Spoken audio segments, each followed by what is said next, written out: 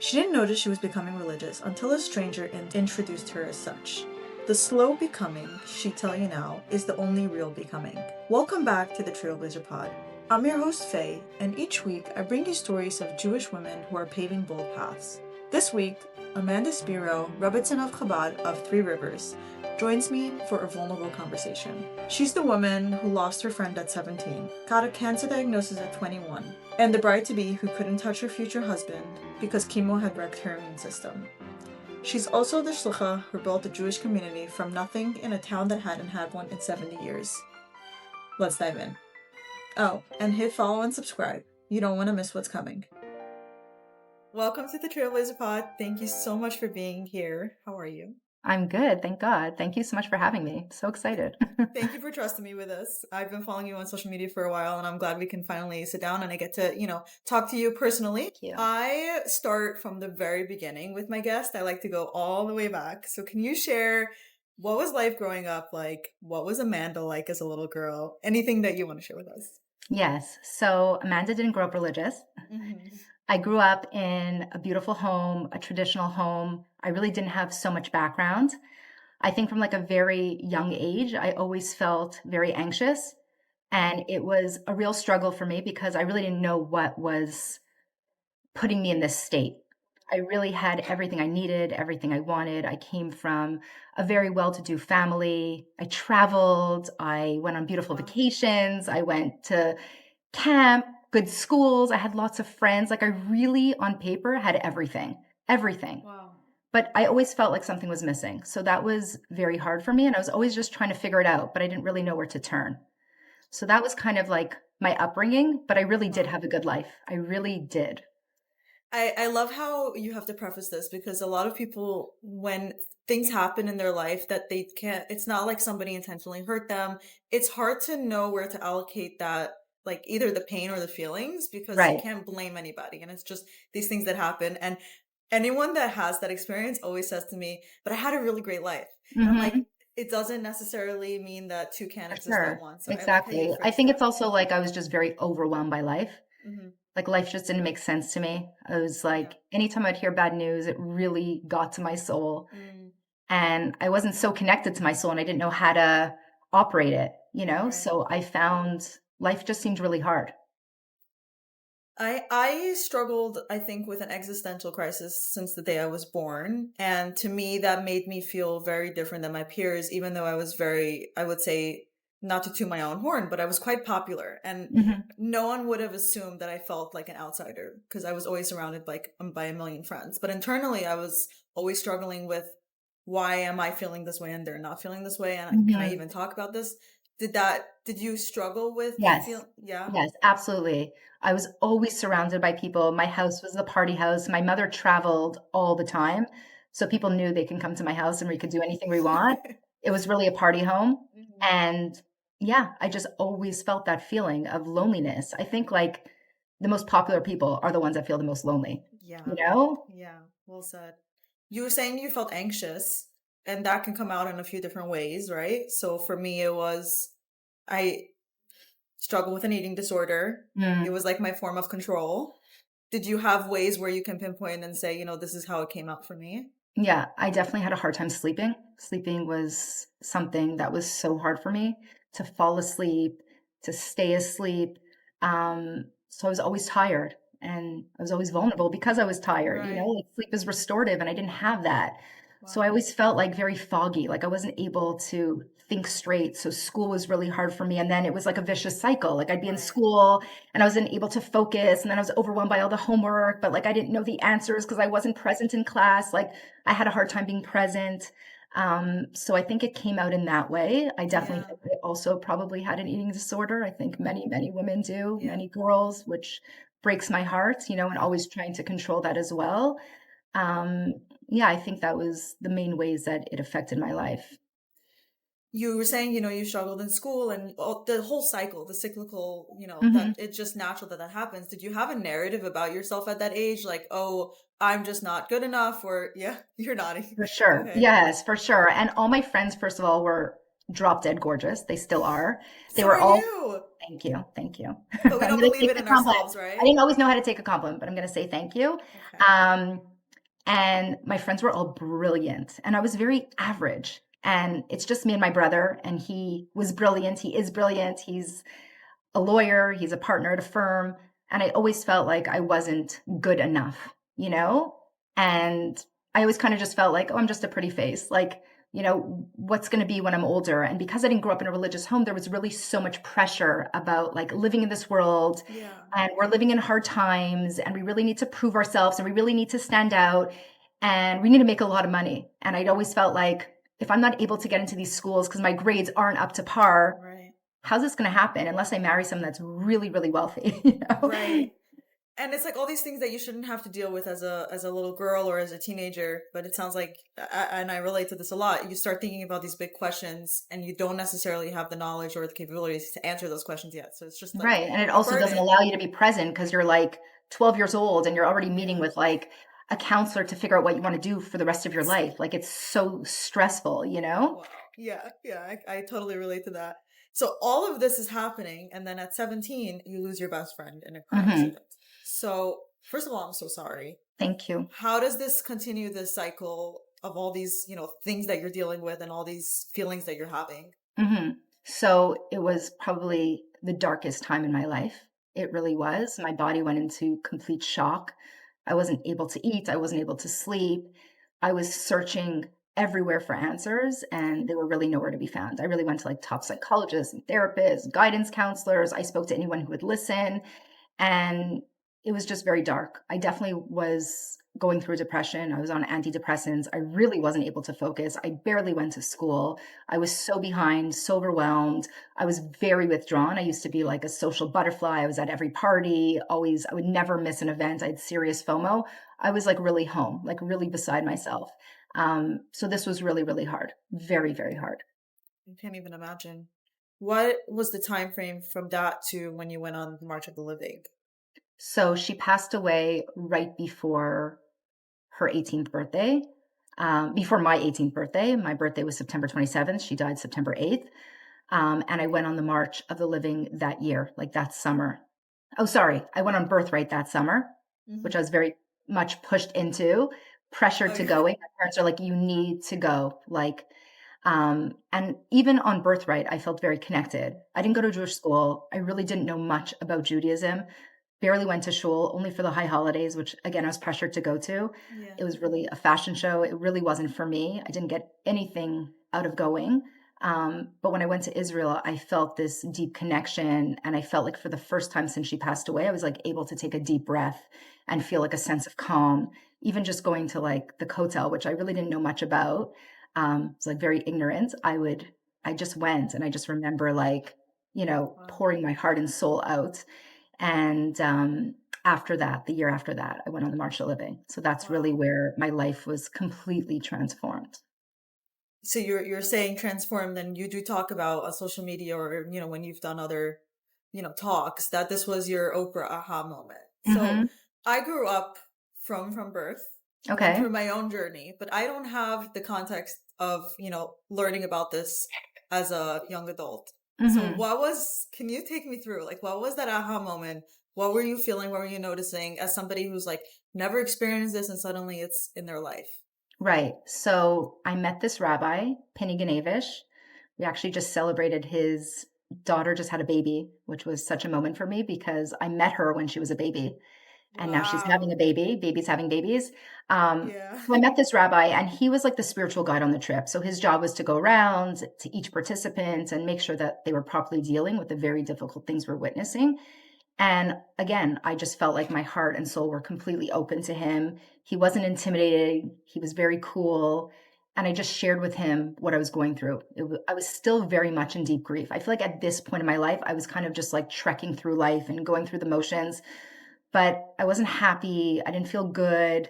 I was still really searching. And I shared with him what I was going through. And he shared with me a loss he had experienced. And that was my Oprah aha moment. I just remember at that moment, I was introduced to Hasidus and these concepts that I never heard of in my life. They were so foreign. They went over my head, but something went inside. Yeah. And I just remember thinking, if I thought of life like this rabbi, life would be so much easier. He was so happy go lucky. He'd been through a lot. And I just saw how he was able to overcome his challenges with that healthy mindset. And that's what I was yearning for so long. So that was definitely a moment for me. And then I just became very close with this rabbi. I wanted to like take full advantage of all his wisdom. And I was so curious and I had so many questions. And finally, I had someone to ask it to. And, everything resonated with me, everything he shared. Did this give you, talking about your anxiety a little bit earlier, and me thinking about that for myself as an existential crisis, and everyone has to find the meaning to kind of, Viktor Frankl says, the basically you create meaning for yourself, right? Yes, yes, So was this kind of what was like kind of calming down the anxiety you felt? I'm just curious what that experience was like. You felt like now there was answers to certain feelings that you yes, had, or yes. purpose? Yeah, like I almost felt like I was on this journey now, Yeah. and that I found this rabbi. He was almost like my new professional because I went to every professional. So now I Right. found this person and I can't wait to Yeah. meet his family. And he was telling me all about his beautiful wife. I'm like, I can't wait to get home. And he lives so close to me. And it felt like a sense of security also, And yeah, it was very, and also just because I just went to Birthright in Israel and now I'm on the march of living in Israel, I was much more connected to the land. And I guess getting in touch with myself, which I was silenced for so long. And so now I had someone to guide me through it. Yeah, it's like this self-development, Mhm. which is, pretty early to have it at that age, because Yes. a lot of us go through it in, late 20s or 30s. Some people are like 30s are my best year, and you kind of, 40s are the guess. best year. Oh, I'm okay. 41 and I'm like living my best life. Okay, I'm excited. I just turned 30, so Oh, wow. I'm in this space for a little bit. But Wow. but people go through it a little bit later usually. And Mhm. even though you kind of had this, let's say 18, 19, 20 years of pain and anxiety and not knowing, who are you, not connected, in a Mhm. way, like you had the opportunity to find it quite early, when you're looking at it from that perspective. When you chose to, go through towards Judaism or more in that way, what was the reaction from your family and friends? So, I don't know how it appears on social media, but it was like a very, very, very slow journey. It was like Mm, very organic. So, I met this rabbi when I was 19 years old. mm, Um, and only after, which I'm sure we'll talk about, was I diagnosed with yeah, cancer when I was 21. yeah, Then the journey really, really began. And I did everything very slowly. I never felt this pressure. They were so not judgmental. And I really just took it all in. And at the beginning, I didn't even know I was going to become religious. Like I yeah. was clueless. I actually remember going to another Ganevish, someone in the family, their daughter's bas mitzvah, and they were introducing me to someone, and they said, "This is Amanda." They even used my Hebrew name, Sarah Riva, and she's becoming frum. And I was like, "What does that mean?" Like, I didn't know that word. She's like, "You're becoming religious." And I remember like my stomach turning and being like, "Does she actually think I'm becoming religious? Me, Amanda? I'm not becoming religious." Like, I Wow. didn't even see it unfold. It was Mhm. just happening. I was just in it. I was just experiencing it, and it felt good. And I was kind of just like, if anyone would be watching my journey, they would be, like, thinking it's so strange. Like, I was, for example, like, Shomer Shabbos, but I was, like, eating at non-kosher restaurants. I wasn't tznius, but I was doing this and I was doing that, and it was just working for me in the moment, And so Yeah. I think only once it became very real, then things started shifting with my family. I think they were just so happy that I was happy, that I went through Wow. so much, and finally, she's smiling, even in the Yeah. pain. Yeah. And I don't think they ever, ever imagined that I would turn Wow. out to be who I am today. So there were definitely moments, I guess, throughout that period that were challenging with my family and my friends, but like we Mhm. got through it, and Yeah. it wasn't anything so crazy. I think it's just part of it all. Like it's bound to happen. Yeah, you bring up a very important point, though. You said, I don't know how it appears on social media. And Mhm. you're right that when somebody that is born from is looking at someone like a Baal Tshuva or somebody, that converts, it looks like it's an overnight process, because you're like, one day you're not, and one day you are, and that's what it appears. And I think it's with everything in life, the way we present ourselves, it just seems like, they say overnight success takes 10 years, right? Right. Like, it's that same thing. And we just have this like illusion that this happened, and it's so not linear, whether it's your process of becoming more religious, or it's somebody going and making something of themselves. And I think we forget that. And I like how it came up so naturally for you to Yeah. explain that. You It don't shows. always see, like, behind the scenes, Yeah, right? Like, we almost never see behind the scenes. never, you Yeah, know? Yeah, for yeah, sure. Looks are deceiving, but it was like a very slow process, but it was a beautiful process. It was a beautiful journey, you know? And I always tell people that are like discovering themselves or, you know, to really just like, I remember the rabbi actually at one point like slowed me down and he's like,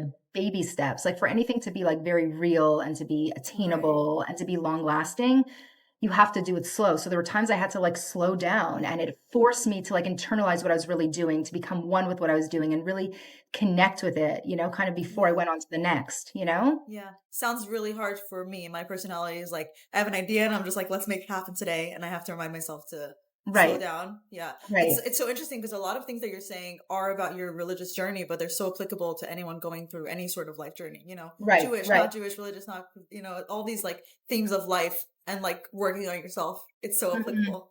Right. It's so fascinating to me. So you mentioned that you were diagnosed with cancer, Mhm, mhm. Hodgkin's lymphoma. Yes. Okay, I have goosebumps because first you're talking about you dealing with all these like anxieties and not sleeping. Then your friend passes away. Then you get diagnosed. Like, what goes through your mind at that point? Is it like, why me? Is it again? Like, what's the Mhm, thought mhm. process there? Right. So I was diagnosed July 19th, 2007, but I was sick for a very long time, like almost months before that. In March, before that, I went into the hospital. I thought I was having a heart attack. I was extremely weak. I was there for 10 days, seeing different doctors and specialists every single day. That was a really hard time because there was so much uncertainty and no one knew what was wrong with me. So I think when I was actually diagnosed, there was like a sense of relief of like, wow, I'm not crazy. I felt something in my body and I have something. And now I felt like, okay, you know, I could deal with this. And even though it was cancer, which is so scary, I knew that it was curable. I knew that it was treatable. I just knew that it was like intense, invasive treatments, but I knew I was going to get through it. And Wow. in a weird way, as crazy as it sounds, because I was this like, you know, energizer bunny and I didn't know how to stop and I always felt like I needed to be productive and I didn't know how to take time for myself. It was a time where I was forced to just drop everything I was Yeah. doing. I was working at the time, I was living on my own, I was paying bills. Like all of a sudden, that really didn't matter. And all Mm. that mattered was taking care of myself and nurturing myself and getting healthy. And it was a precious time in my life. It really was a gift. As hard as it was, obviously, you know, for obvious reasons, all the treatments and all the pain and it was spiritually a very special time in my life. It was, Wow. you know, It's so much perspective, you know, it's yeah. like we get lost in things so often.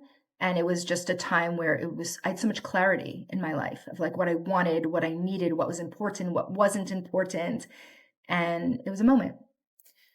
I think, the way you're explaining it objectively, it makes sense. But I think when you really start thinking about it, it's like how do you actually do that when you're going Yeah. through something so hard? And what's even more fascinating to me is that so many people, when they're going through something hard, their initial reaction is like seriously, God, or seriously, Hashem, like me again, and they lose maybe a little bit of their faith. That Mhm. could sometimes happen. For sure. And for you, like you were saying, that was when your journey towards Judaism really kind of took off. And to me, Right. that's almost like an oxymoron. It's like, Right. so Right. how did you do that? I think in a way from losing my friend and then meeting Penny and gaining all these tools and all this wisdom that was so new to me and like revolutionary, it's like automatically when I was diagnosed, I felt like my brain was already wired to start seeing the signs, you know, and to trust that there's a reason that I'm going through this, you know, and I knew already my life was kind of like all over the place. And it almost like made sense in a way. Like it felt like, of course, this is happening, Yeah. right? Which sounds Wow. crazy. Again, I think because I was so unwell for so long, I think I just felt that relief knowing, okay, I'm going to get better. And that's all that mattered. Validation. Yeah. Yes. And I put all my energy Yeah. into getting well, Yeah. you know? So I think that's why I had that Yeah. experience. Yeah. I think it's really interesting. Sometimes we're given this like gift of seeing the clarity of why certain things happen at certain times because, maybe if you were going through this at 15, you would never have And here it was, you met the rabbi, you went on the trip, then it Divine was timing. something, yeah. And it's like sometimes you have this like little like window into, oh, this is happening now because I can handle it now. And I think Exactly. it's And I really, also was, like, so blessed to have so much support. I mean, this family, the Ganevishes, really took me, under their wing, and they were so incredible. My family was incredible. Everyone came out of the woodwork. Everyone was so supportive. So I never felt lonely. I really felt, like, loved. I amazing. really felt like people genuinely cared and wanted to be there for me. And I felt like I had a strong team behind me at the hospital. Like, I felt like I was in a good place, and I kind of felt like I'm learning all these things, and throughout the journey of being not well for, like, a year or so, I learned so much. I went for Shabbos all the time at the rabbis, and I felt like there was almost this, like, excitement. It was, like, the first time in my life that I was, like, manifesting. I was like, "Oh, when I'm gonna get well, I'm gonna live a Wow. completely different life. It's not gonna look like what it looked like before. Mhm. Now I have this knowledge and this wisdom and this guide and this different lifestyle that I'm so excited to like implement and to live. And so I felt like I had this like fire inside of me when I wasn't well. I'm sure, I'm not a doctor, but I'm sure having that attitude helps your body as well, kind of For be, you sure. have that hope and that light that you're working Yes, towards. exactly. At the same time that you were battling cancer, you met your husband. Yes. So Yes. how did that come about? Yes. So I never ever expected that I would meet Yeah. my husband at this period of in my life. Um, you know, everything was like taken away from me. It was like stripped away when I was sick. I lost my hair. I gained tons and tons of weight from all the steroids. Like I was not recognizable, which was very, very hard. So it wasn't even like a thought in my mind. I wasn't even looking. I was like, again, manifesting. Like once I get well and my hair grows back and I get into shape and I feel good and I'm older, I'm going to start looking. I always knew my husband, Aaron. We always knew each other. Montreal's like a very small Mhm. community. We were always very friendly, but we were always very different. We still are. I think as we've been married for almost 20 years, we're starting to become more similar. That happens. But That's so cute. yeah, but we were very, very different. Like I'm loud and crazy and wild and like artsy. And he's like an intellectual and very serious. And he was always very adel, like even before he was religious. He grew up with Holocaust survivor grandparents and they lived together. Um, so we knew each other, but that's it, that's all. And basically, I was on break from my treatment, from my chemo to my radiation. I was in Florida and I was talking to a mutual friend, and I was like, yeah, I'm kind of keeping Shabbos and I'm kind of keeping kosher. And he had a brother who was religious, so I knew he like understand because no one in my life like was religious or understood what I was going through. It was like this journey I was doing on my own. And he told me, have you been in touch with Aaron? He's also like supposedly going to Israel. My dream, because I loved Israel, was when I was done these treatments, I'm going back to Israel. I'm going to finish my studies there. And he's like, Aaron's also going to Israel. He's also keeping Shabbos. He's also keeping kosher. Like we were literally on the exact same journey independently. And then, of course, I reached out to him and met at a wedding, which there's no such thing as coincidences. And we just hit it off. And we were speaking the same language. We were talking about our mutual plans to go to Israel. The next day we came home from the wedding. We both found out we got accepted. And then, like, the preparations began, Mhm. and we became very, very close. And he even offered to take me to the hospital for like one of my last follow up visits. Wow. That was actually like our first date. Cute. It was romantic. I promise you. It sounds crazy, like in a sterile Yeah. hospital and all this, but like I felt very connected to him, and my immune system was so low that when I was sick, I wasn't allowed to touch anyone. Mhm. So by default, I wasn't necessarily there yet in my religious Right. journey, but by default, I was Shomer Negia, right? Wow. So we connected on such a different level than any other relationship that I ever experienced. It was really on a soulful level. And like even right away, I was like, this feels very serious. Like I feel like he's my boyfriend. And my friends would like laugh at me, like, Amanda, how's your boyfriend? You never even touched him. I'm like, I can't explain it. I've dated guys. I had a boyfriend for Yeah. many years. I'm like, this feels truth. I was like, I just feel it. Like, I know what a relationship feels like. And this feels very real, more real than any other relationship I had in the past. Yeah. And It's so it felt beautiful. very special. Like, I just knew he was the one. Like, right away, it was so clear to me. I think it's also because I was like in a place where I was so in tune to what I really want, Mhm. you know? Yeah. And I just knew this is what I want. This just felt right. Like my Yeah. kishkas told me I'm gonna marry this guy. Really. So cute. Yeah, it's also you were going through something so serious and so adult. I feel like you naturally aren't really Yeah, attracted to people who give you something else when you're going through something so, for and the sure. fact that you kept wanting to spend time with him, I think Exactly. naturally means, this was serious rather than Yeah, he was was like new. so part of my healing, Yeah, I beautiful. always knew what to say. He just was like very calming. His energy felt right for my energy in that Yeah. moment. Wow, so special. So Hmm. you get married, and Yeah. then at some point you guys make the decision to move to or move back and forth to I'm gonna say Three Rivers, and you can say Yes. what it's called. Trois Rivières. I can't even pronounce it. Don't worry. I took 3 semesters of French and I still can't pronounce it, so I ignore learned me. French my entire life, so Okay, you make me don't feel feel bad. better. Thank Languages you. isn't my thing either. Okay, thank you. And you guys just wanted to reestablish Jewish life there. And from what I've read, there hasn't been really in 70 years since, right? So where did this idea come from? What gave you, the inspiration or the bravery to go and do it? Like, this is a whole new Right. venture. Right. So first of all, it's so fitting. I always say nothing is a coincidence that today's Yeah. actually Gimel Tammuz. Wow. Right? Yeah. This is the Rebbe's Yahrzeit Yeah. today, so Yeah. it's very special. I didn't realize when you booked me that today Yeah. was the day, but Baruch Hashem, like the Rebbe completely his teachings, Penny was a messenger, but through his teachings, it completely transformed my life. Yeah. So, I always had in the back of my mind that I'd love to go on shluchus to Mm. you know, but it really didn't feel real. Like, how could I didn't grow up religious. I know it's so hard to find these opportunities.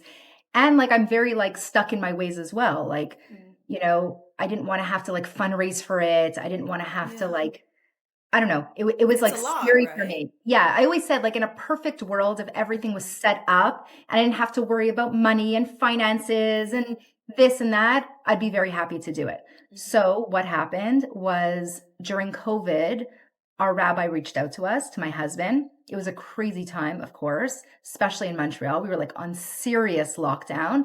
I was pregnant with my third child. I was having a difficult pregnancy and my husband was super busy at work and lots of stress and lots going on. And I always say like I had so many jobs at that time. Like I had no nanny. I was like a Wow. teacher, a rebbe, a janitor, like a chef. Like I was everyone. I was wearing Yeah. so many different hats. And then we get this call. Hmm. And the rabbi reached out to my husband saying that, like you mentioned, that there used to be a thriving Jewish community in Trois-Rivières. And, we're so lucky to have such a thriving community in Montreal, and everyone is taken care of, and we have all these Zooms and all this support. But there's for sure still people living in Trois-Rivières that are completely lonely, that Hmm. have no support, no community, nobody to turn to. So he asked my husband if he would be willing to kind of like scope out the scene in Trois-Rivières and see what's doing. And so at first, my husband literally thought he was crazy. Like, I have so much going on, like, how could I do this? Yeah. But, once you start seeing the signs from Hashem, you really trust that everything that comes your way is a message. And you really have to kind of like breathe through it and ask yourself, like, is this an opportunity? Am I meant to be doing this? And like, God gives you strength to do what you need to do in this world. So my husband said yes. He answered to the call and he went by himself. He brought some wine, he brought some matzah. It was right before Pesach. And he met a few Jews. Mm. And basically, this whole journey happened like so organically, where we put ads out. Any Jews in Trois-Rivières, people would reach out. Then we Wow. would go and meet them. We were social distancing at the very beginning. It was COVID, and then we decided to be ambitious once like all the laws were brought down, and we decided to do a Shabbat meal in Trois-Rivières. We rented a hotel. We had about like 35 people come, including our family, and it was so so beautiful. And then we decided to be super ambitious and do Pesach in Trois-Rivières. We rented an Airbnb. We koshered the entire place. We like went back and forth and rented more cars. And it was a big to do. And it was also lovely. And then again, like we just kept going, whenever there was an opportunity. And we were volunteers. Like this was really just a project of our shul to get involved. This Yeah. idea that everyone is shluchim. Everyone is a shlucha. Everyone can make a difference in this world and bring light into this world. And so we were just doing this. We were both working, and then one thing led to the next. I'm giving it to you like in a nutshell, but it's like Yeah. really a beautiful story. And then eventually, things were getting more serious. We were building a community. We never imagined that it would turn into what it turned into, that we were going much more frequently. And then someone reached out to us, like a big philanthropist in Montreal, and offered us a Chabad house. We weren't even official shluchim, but we got this Chabad house. It was like a dream come true. And and then once we got our Chabad house, it became much more official. We printed a Tanya in Trois Rivières, and we've just been still organically building up the community. And we have our own place now. It's beautiful. Like you feel like you're in Paris. Like there's cobblestones, and it's really, Wow. overlooking the Laurentians, and it's beautiful. It's again like the rest of what you were saying about your story, like things happening when they're supposed to happen. And I Mhm. think like one of the things you talked about is a theme that comes up a lot on the podcast, like women tuning into those the gut feeling or the little signs, and a lot of us tend to ignore them. And you're saying, tune in because it's not here for no reason. There's no Yeah, coincidence that these signs are given to us, and it's probably because now is the time that you have the right tools or the strength or the community to actually make it exactly. happen. So again, like your Jewish examples are all like just life examples, which I think Yes, is what it yes. is, right? Yeah. I think it's like we're all yearning to connect to God, and so many of us have such a hard time. And I always say, like, He reveals Himself to us every day in countless ways. We just have to open up our eyes and our ears to it, right? Like everything that comes our way. Like I teach brides, I'll tell them, like, even like triggers and jealousy, like that's all from Hashem. It's like not to take people so seriously, but to take the message seriously of like, why is Right. this coming my way? Because this is orchestrated from God. Like Yeah. everything that comes into our existence, into Yeah. our and to really just ask yourself, like, what am I meant to be doing right now? Yeah. Yeah. What am I meant to be learning from this? How can I grow from this? And sometimes it's not comfortable. It's really not, especially when you're so Usually not. tuned and you're so self-aware. I always say, like, it's a blessing and a curse, when you Right. have this Definitely. awareness, but it really is a blessing because it forces you to do the work. I feel like as Jews, as humans, we're meant to be evolving and Yeah. growing, and it pushes us and stretches us to be able to do that? Yeah. Yes.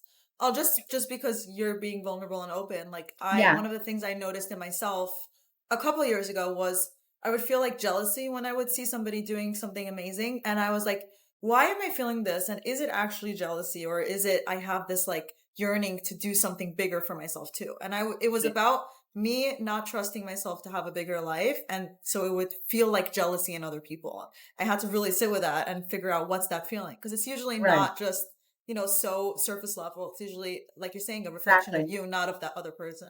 So it's Right. just Love it. yeah. So you were saying, you mentioned to me before the podcast that you still go back and forth. Once a month we go for Yeah, that's Shabbos, and whenever there's, like, a reason that we need to go, like, yeah. we have, like, someone that's living in an old age home. We actually had someone who was in juvenile detention, and my husband went to Wow, go visit him frequently.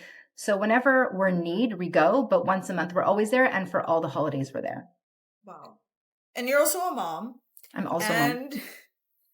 and you're running this Chabad house. You're raising kids. You're building a community. How do you feel about the word balance? Balance. I love it. Yeah. It's hard, but I love it. It's something I think about every day, like, how do I create that balance? How do you view it? And I ask the question because some women say it's not balance, like it's integration, and then some women live by balance. And so I like to Mhm. understand, because I think most women aren't just a woman, right? They're wearing so many Right, we different all wear so hats. many different hats, yeah. Yeah. So can you maybe like explain how you view it and how maybe you try and keep that balance? Right. I think I'm, like, very mindful of my time. I Hmm. have, like, very strict boundaries that I've had since I got sick, I really believe, but they've gotten, like, tighter and tighter with time. I also lost my father about, like, a year and a half ago, which also, like, was a journey in itself. Wow. So I feel like every day I'm trying to feel this, like, calm and almost like Mashiach state living in this world, which isn't so simple. So I happen to be, like, type A personality. I'm very organized. I'm always mapping out my day. I'm always planning. I'm always organizing, knowing obviously that Hashem's in control, but I really try to, like, create a day for myself that I know is livable, you know? Yeah. So I create that balance in my day. Like, even for example, like, I woke up this morning, of course, I was with my kids, but then after I taught a bride, but then Hmm. I knew I had this podcast, so I needed to give myself some downtime. I didn't wanna go straight from the bride to something to you. Like, I needed to show up like a mensch, you know what I mean? So I always give myself those like windows of opportunity to just like, you know? Yeah. And then even after this, I have myself an hour, like make sure I have time to eat. Like I feel like there's so many women that are like, oh my God, I didn't have any time to eat today. I was crazy. I was running here. I was running there. I don't like to do that. That's my old self where I was running and going and like always feeling like every second had to be accounted for, you know? Yeah. I was never able to just relax. So I give myself time knowing that I need to recharge my batteries to be able to be present for everything I'm doing and to give Yeah. my best self wherever I'm meant to be, you Yeah. know? Yeah. So even like before my kids come home from school, I try to like give myself like a good hour so that when they come home, I'm calm. I'm not in the middle of something. I'm not on the phone, that I'm able to be Yeah. with.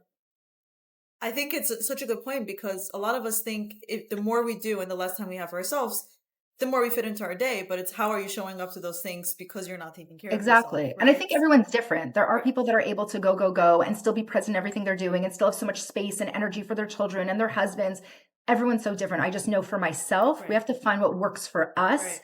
what works for me. And I am really busy, but I make time. Like I know if I'm Hmm. coming home from a Yontif in Trois Rivières, I'm going to be wiped after because I give my whole Yeah. being to that community, right? So like I'll come back and I'll give myself some time to Yeah. recharge, Yeah. so that the next thing I do, I have the energy for it. Yeah. I think that's a good reminder because it's about the half hour or hour before is what's allowing for some, at least for some people, right? Everyone has to know themselves, allowing them to show up 100%. It's Right. just reframing that. Right. And like there's days also where like it's hard to find the balance. But I think if like you nurture yourself on a daily, then when you have those days that are like a little bit chaotic and you're running Hmm. from one thing to the next and in overwhelm, you're able to handle it, You have a like you're able. reserves. Yeah, exactly. You have Yeah. this like savings account, like you're able Yeah. to breathe through it, and trusting that like this is what I'm meant to be doing now. Yeah. There's a time and place for everything, there's 100%. just, yeah. So we talked a lot about your life growing up, teenager, young girl, coming to Judaism, meeting your husband. What is this chapter of your life? Like what do you like what's going on now? Wow. It's a deep question. It's hard to see it in the present. It's always easier to see it in retrospect, right? But Right, exactly. So I think to be very vulnerable, I'm still healing from just losing my father, yeah, and just going through that like grief journey and really trying to connect and to make sure I'm properly healed almost before I go on to the next, So yeah, I've been in this like very deep place where I kind of am so used to being so busy. Even though I make time for myself, I'm still very busy. But even now, I'm like less busy. Like I'm trying to really slow down a bit, make time for myself, be more present with my family. That's like where I'm at now. And of course, my Chabad house, which has become part of my family, really, but really just trying to get myself as healthy as possible, yeah. and that's kind of like where I'm at right now, just making time. Thank you for sharing that. One of my main things with this podcast is a lot of times we hear about stories after the fact. Like we'll read about these incredible Jewish women in history, and it's like you see the full picture, you see the bow tied, and it's Right, like why aren't we shedding stories that are unfolding right now, like the human right, part? Because I'm unfolding now. It's more helpful for me to hear somebody going through it in the weeds at the moment than to see it all right. tied in a bow. Yeah, So I really appreciate yeah. you And I saying know for that. myself, it's like when I go through these challenges, it's just this reminder, like I said, when I got sick, it was like a gift, because it's like a time where I feel like Hashem is talking to you. It's like he's shaking you up. Yeah. And it's just a time for me to reconnect with myself on a deeper level. It's almost like I need more Mhm. connection. I need more godliness in my life. So I feel like now that's been part of my healing is really just growing and connecting even more to be able to handle this challenge, Yeah. And I'm Yeah. so grateful. And I'm so grateful that I'm able to do it. I know that not everyone would be able to do that. People like have jobs and finances, but it's a time in my life where I'm just taking for myself. Um, and yeah, it's Filling been up your own also. cup. Yeah, exactly, and it's been a beautiful journey. As much as it's painful at times, it's really a time where I'm going even deeper, Yeah. Yeah. Let me flip that and ask you this last question. What do you think 17-year-old Amanda would think of you today? Wow, I think she'd be very proud. Good. I I'm think sure she'd she be would. very proud. Very, very proud, Yeah.